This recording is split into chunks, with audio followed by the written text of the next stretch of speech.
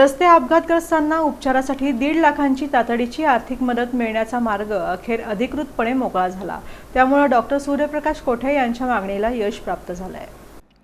रस्ते अपघातग्रस्त रुग्णांना आपत्कालीन उपचारासाठी राष्ट्रीय महामार्ग प्राधिकरणामार्फत 1.5 लाखांपर्यंतची आर्थिक मदत मिळण्याचा मार्ग अखेर अधिकृतपणे मोकळा झाला आहे।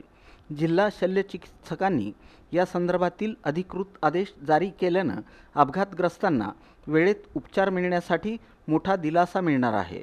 यापूर्वी रस्ते अपघातग्रस्तांना संपूर्ण उपचारासाठी आर्थिक मदत मिळावी या मागणीचं निवेदन डॉक्टर सूर्यप्रकाश कोठे यांनी केंद्रीय रस्ते वाहतूक व महामार्ग मंत्री नितीन गडकरी यांना दिलं होतं। त्यावेळी आवश्यक कागदपत्र सादर केल्यानंतर NHAI मार्फत अपघातग्रस्त रुग्ण किंवा त्यांच्यावर उपचार करणाऱ्या रुग्णालयाला तात्काळ 1.5 लाखांपर्यंतची आर्थिक मदत दिली जात असल्याची माहिती नितीन गडकरी यांनी दिली होती।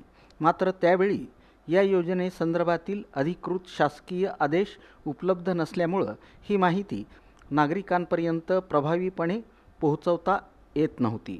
आता जिल्हा शल्यचिकित्सकांनी अधिकृत आदेश जारी केल्यानं ही योजना प्रत्यक्षात अधिक प्रभावीपणे राबवण्याचा मार्ग मोकळा झाला आहे।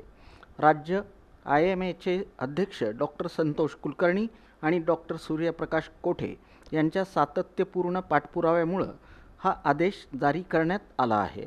या निर्णयाबद्दल केंद्रीय मंत्री नितीन गडकरी, जिल्हा शल्यचिकित्सक डॉक्टर वर्षा डोईफोडे आणि राज्य IMAचे अध्यक्ष डॉक्टर संतोष कुलकर्णी आणि डॉक्टर संजय महंताळे यांचे डॉक्टर सूर्यप्रकाश कोठे यांनी आभार व्यक्त केले।